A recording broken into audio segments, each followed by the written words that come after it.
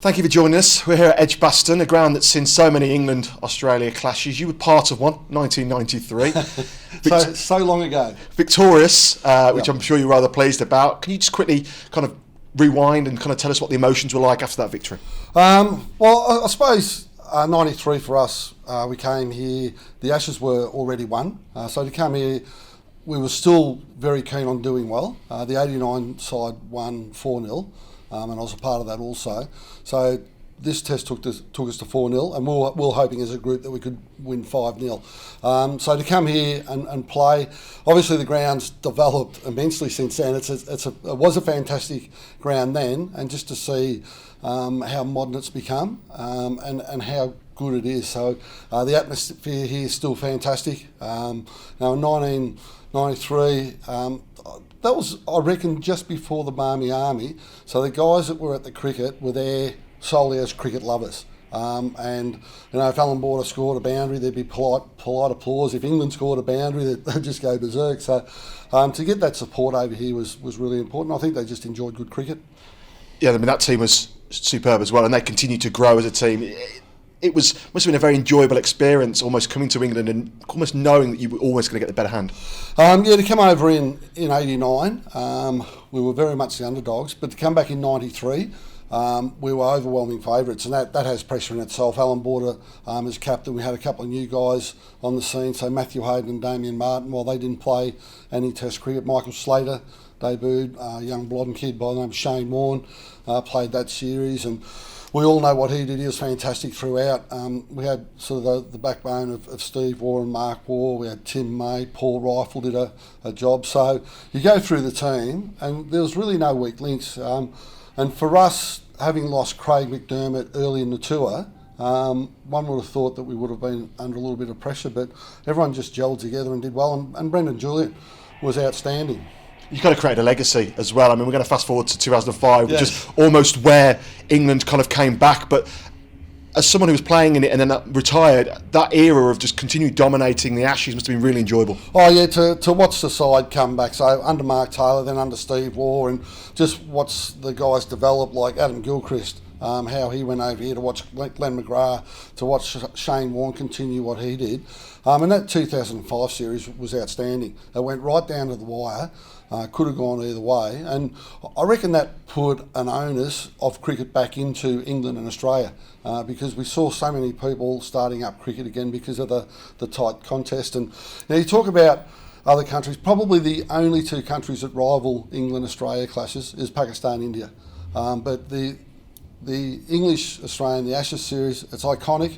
The history and the tradition that goes with it just makes it a very important tournament. And those players that are playing now, they were part of that generation that kind of grew up with that. It kind of revitalised, it did for me. So that's kind of always added an edge now, hasn't it? That these guys remember that Kaprovic wicket at the end and all those sort of shenanigans that have got in between. Yeah, without doubt. So that the test came here right down to the wire, didn't it? And Glenn McGrath was forced out with an injury on the morning of the test match, and then for it to go right down to the wire, that's what you want to see in cricket.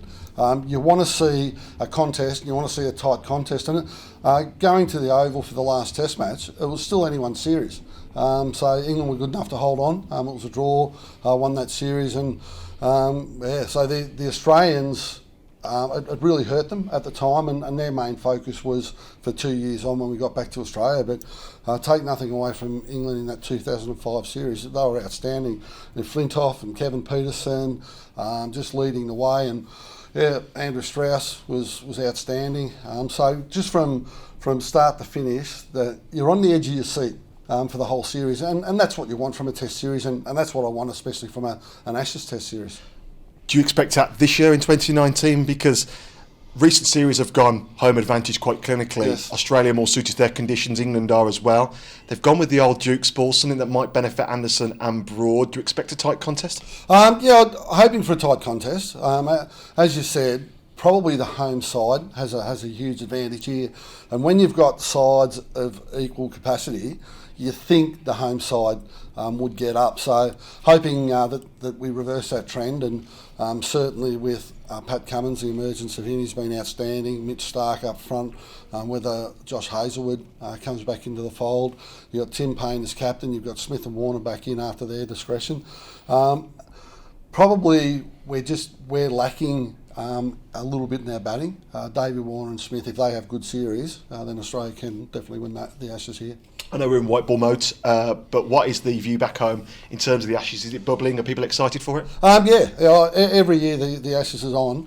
People are just talking about it, and cricket lovers. The guys that come to the 2020s and the one-day games, they can't understand Test cricket, but and the people that are brought up on Test cricket can understand that, yes, there are draws in the game, and the reason there's draws in the game, you may not be good enough for winning, but you can be good enough to stop the other team from winning. And in an Ashes contest, that's very important. So you don't want to give the other side the upper hand, so they get momentum. So, the first Test match, and it's here at Birmingham, it's going to be an absolute belter.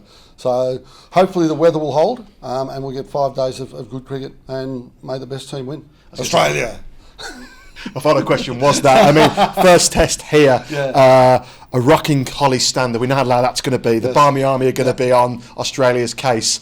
Although it might be a scary atmosphere, Australia must be pretty comfortable and, I imagine, pretty excited to be walking out here on that first Test. Oh, there's no doubt about it. The guys will be nervous. The English guys will be nervous. So there's just that extra little bit of tick for Australian players and English players in an Ashes contest. What you do against other countries is neither here nor there, but what you do in an Ashes contest defines you as a Test player. So for both England and Australian players, you can do outrageously well against the West Indies, you can do great against India, and really, when it comes down to it, it's the guys that stand up and do well in the Ashes contest. You ever think of all the names that you love in cricket, and they would have all been Englishmen and Australians that did well in an Ashes contest. And we don't get to ask this question very often, but as a former Australian player, and obviously the Australian guys out there, what are their thoughts on Edgbaston? We call it Fortress Edgbaston. England love playing here. Yeah. If you got them in a dark room and said, what do you think of Edgbaston, what would they say? Mate, it's just a great ground to play cricket at. You come here, probably the only concern will be the weather. It's a little bit later. But certainly you come here, the cover system's good. As you say, there's plenty of atmosphere. Believe it or not, there will be a few Australians in the crowd, so England won't have it all their own way. But they'll walk out. There's no doubt they're going to have the nerves, they're going to have the butterflies, and that happens in any Test match. But the first Test match of a series, and especially an Ashes series, is so important.